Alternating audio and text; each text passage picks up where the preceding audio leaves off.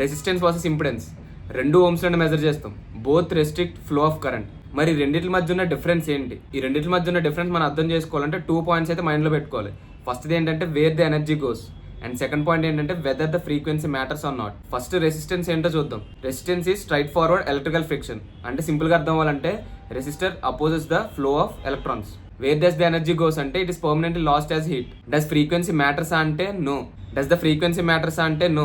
ఎందుకంటే రెసిస్టర్ కి AC signal DC signal అనేది అనవసరం. జస్ట్ దాన్ని చేసే ఆపరేషన్ ఏంటంటే opposites the flow of current అంతే. సో ఇప్పుడు ఇంపిడెన్స్ మ్యాటర్కి వద్దాం. ఇంపిడెన్స్ అర్థం అవ్వాలంటే మనకు ఫస్ట్ రియాక్టెన్స్ అంటే ఏంటో తెలియాలి. Reactance is the opposition to current cause specifically by components that stores energy like capacitor and inductor. Capacitor మనకు తెలుసు ఎనర్జీని ఎలక్ట్రికల్ ఫీల్డ్ ఫామ్ లో స్టోర్ చేసుకుంటుంది. అదే ఇండక్టర్ మ్యాటర్కి వస్తే మ్యాగ్నెటిక్ ఫీల్డ్ ఫామ్ లో స్టోర్ చేసుకుంటుంది. So where does the energy goes మ్యాటర్కి వస్తే ఈ రెండు కాంపోనెంట్స్ కూడా ఎనర్జీని స్టోర్ చేసుకుని ఆఫ్టర్ సమ్ టైమ్ రిలీజ్ చేస్తాయి. ఈ ఎనర్జీని స్టోర్ చేయడానికి రిలీజ్ చేయడానికి కొంత డిలే అనేది ఉంటుంది. ఆ డిలే మనకి రియాక్టెన్స్ అనమాట. కెపాసిటర్ ఇండక్టర్ కూడా ఎనర్జీని హీట్ ఫామ్ లో అయితే డ్రాప్ చేయవు. జస్ట్ ఎనర్జీని స్టోర్ చేసుకుని ఆఫ్టర్ సమ్ డిలే తర్వాత ఎనర్జీని మళ్ళీ రిలీజ్ చేస్తాయి. సో సింప్లీ రియాక్టెన్స్ ఎలా చెప్పాలంటే ఇట్ డిలేస్ ద ఎనర్జీ. ఇక్కడ ఫ్రీక్వెన్సీ మ్యాటర్ అంటే ఎస్. ఎలా అంటే కెపాసిటర్ మనకి ఏసీ సిగ్నల్ తోనే డీల్ చేస్తుంది. ఏసీ సిగ్నల్ ఆల్రెడీ తెలుసు మనకి ఫ్రీక్వెన్సీతో రిలేట్ అయి ఉంటుంది. ఇప్పుడు ఇంపిడెన్స్ మ్యాటర్ కి వస్తే సింపుల్ గా grand total of resistance plus reactance అని చెప్పొచ్చు. హీట్ ఫామ్ లో ఎంత ఎనర్జీ పోతుంది, నథింగ్ బట్ రెసిస్టెన్స్, ప్లస్ ఎంత energy bouncing back and forth అవుతుంది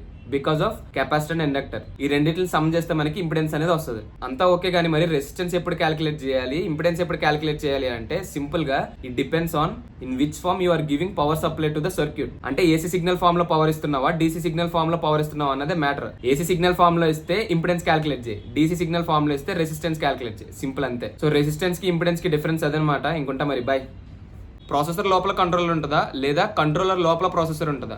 చాలా మంది కన్ఫ్యూజ్ అయ్యే క్వశ్చన్ ఇది. ఈ కన్ఫ్యూజన్ మొత్తాన్ని ఒక సింపుల్ ఎగ్జాంపుల్ అయితే క్లియర్ చేసేద్దాం. ది బెస్ట్ ఎగ్జాంపుల్ ఏంటంటే హ్యూమన్ బాడీ. సింపుల్ గా ప్రాసెసర్ చేసే వర్క్ ఏంటంటే డివైస్ లో ఏ ఆపరేషన్ ఎలా పర్ఫార్మ్ చేయాలో ఇన్స్ట్రక్షన్స్ ఇవ్వడం. అలానే హ్యూమన్ బాడీలో కూడా ఏ ఆపరేషన్ ఎలా పర్ఫార్మ్ చేయాలో ఇన్స్ట్రక్షన్స్ ఇచ్చేది ఎవరంటే మన బ్రెయిన్. మైక్రో ప్రాసెసర్ ని కాసేపు మన హ్యూమన్ బాడీలో ఉన్న బ్రెయిన్ అనుకుందాం. ఇప్పుడు మైక్రో కంట్రోలర్ మ్యాటర్కి వస్తే ప్రాసెసర్ కాకుండా ఇంకేమేమి ఉంటాయంటే RAM, ROM, IOs, display units, ఇలా ఎక్స్టర్నల్ గా ఏమైనా కనెక్ట్ చేసుకుంటే అవన్నీ మైక్రో కంట్రోలర్ లోపలికి వస్తాయి. ఇప్పుడు మన బ్రెయిన్ ని కాకుండా రిమైనింగ్ బాడీ పార్ట్స్ అన్నిటిని ఈ RAM, ROM, IOs, display units అనుకుందాం కాసేపు. ఏదైతే RAM, ROM, processor, IOs, display units ఇలా ఎక్స్టర్నల్ గా ఏవైతే కనెక్ట్ చేస్తామో ఆ హోల్ యూనిట్ మొత్తాన్ని మనం మైక్రో కంట్రోలర్ అంటాం. కంపేర్ చేసుకుంటే మన బ్రెయిన్ ని ప్రాసెసర్ అన్నాం, అండ్ రిమైనింగ్ బాడీ పార్ట్స్ అన్నిటిని ర్యామ్, రోమ్ తో కంపేర్ చేసుకున్నాం. సో ఈ హోల్ యూనిట్ అంటే బ్రెయిన్, బాడీ పార్ట్స్ అన్నిటిని కలిపి మనం మైక్రో కంట్రోలర్ అనొచ్చు. సింపుల్ గా మన బ్రెయిన్ ఇన్స్ట్రక్షన్ పంపిస్తుంది బాడీ పార్ట్స్ కి, బాడీ పార్ట్స్ అన్ని వర్క్ అవుతాయి. అలానే మైక్రో కంట్రోలర్ లో ప్రాసెసర్ కూడా రిమైనింగ్ పార్ట్స్ అన్నిటికి ఎలా ఆపరేషన్ పర్ఫార్మ్ చేయాలో ఇన్స్ట్రక్షన్ పంపిస్తుంది. సో రిమైనింగ్ పార్ట్స్ అన్ని రెస్పాండ్ అయ్యి వర్క్ చేస్తాయి. ఆ హోల్ యూనిట్ ని మైక్రో కంట్రోలర్ అంటాం. క్లియర్ గా అర్థమైందని అనుకుంటున్నాను. మన బాడీతో కంపేర్ చేసుకుంటే బ్రెయిన్ అనేది ప్రాసెసర్ లాగా యాక్ట్ చేస్తుంది, అండ్ రిమైనింగ్ బాడీ పార్ట్స్ అన్నిటిని ర్యామ్, రోమ్ ఎక్స్టర్నల్ గా కనెక్ట్ చేసేవన్నిటిని అనుకుంటే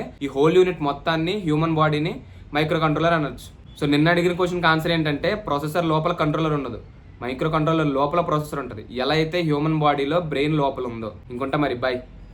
సో స్విచ్చింగ్ యాక్టివిటీకి టాగ్లింగ్కి డిఫరెన్స్. నేను మార్నింగ్ క్వశ్చన్ అయితే అడిగాను స్విచ్చింగ్ యాక్టివిటీకి టాగ్లింగ్కి డిఫరెన్స్ ఏంటి అని. సో చాలా మంది చాలా ఆన్సర్స్ ఇచ్చారు. స్విచ్చింగ్ అంటే 0 to 1 స్విచ్ అవడం, ఇట్స్ స్టేట్ అని, లేకపోతే టాగ్లింగ్ అయితే ఎక్కువ సార్లు చేంజ్ అవడం డేటా అనేది అని, ఇలా చాలా ఇన్పుట్స్ అయితే ఇచ్చారు నాకు. ఫస్ట్ అసలు స్విచ్చింగ్ ఏంటో చూద్దాం. ఒక క్లాక్ సైకిల్లో ఎన్ని పవర్ కన్జ్యూమింగ్ ట్రాన్సిషన్స్ ఉన్నాయి ఆ ప్రాబిలిటీని మెజర్ చేయడాన్నే స్విచ్చింగ్ ఆర్ స్విచ్చింగ్ యాక్టివిటీ అని అంటాం. పవర్ కన్జ్యూమింగ్ ట్రాన్సిషన్స్ ఏంటి అంటే నువ్వు అబ్జర్వ్ చేస్తే మనకు డేటా అనేది 0 to 1 స్విచ్ అవుతుంది, 1 to 0 కూడా స్విచ్ అవుతుంది.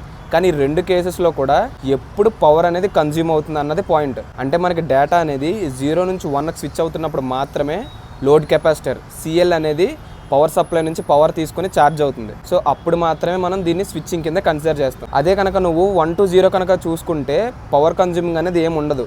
డైరెక్ట్గా పవర్ అనేది గ్రౌండ్కి వెళ్తుంది తప్ప పవర్ సప్లై నుంచి ఎటువంటి పవర్ అనేది కన్జ్యూమ్ చేసుకోదు. సో స్విచ్చింగ్ అంటే ఎప్పుడైతే పవర్ కన్జ్యూమింగ్ ట్రాన్సిషన్ జరుగుతుందో దాన్ని స్విచ్చింగ్ అంటాం. మరి టాగ్లింగ్ అంటే ఏంటి? ఓవర్ ద పీరియడ్ ఆఫ్ టైంలో ఎన్నిసార్లు సిగ్నల్ అనేది 1 to 0, 0 to 1 అనేది చేంజ్ అవుతుంది. దీన్ని మెజర్ చేయడాన్ని మనం టాగ్లింగ్ అంటాం. ఈ టాగ్లింగ్కి లోడ్ కెపాసిటర్ ఛార్జ్ అవుతుందా, డిశ్చార్జ్ అవుతుందా అన్న పాయింటే అవసరం లేదు. జస్ట్ ఇన్పుట్ అనేది 1 to 0, 0 to 1 చేంజ్ అవుతుందా లేదా అన్నది మాత్రమే చూస్తుంది. అదనమాట టాగ్లింగ్కి స్విచ్చింగ్కి డిఫరెన్స్. ఇంకుంటా మరి by. CPU versus GPU, central processing unit versus graphics processing unit. CPU sequential processing కోసమని, GPU ప్యారలల్ ప్రాసెసింగ్ కోసమని మనకు తెలుసు.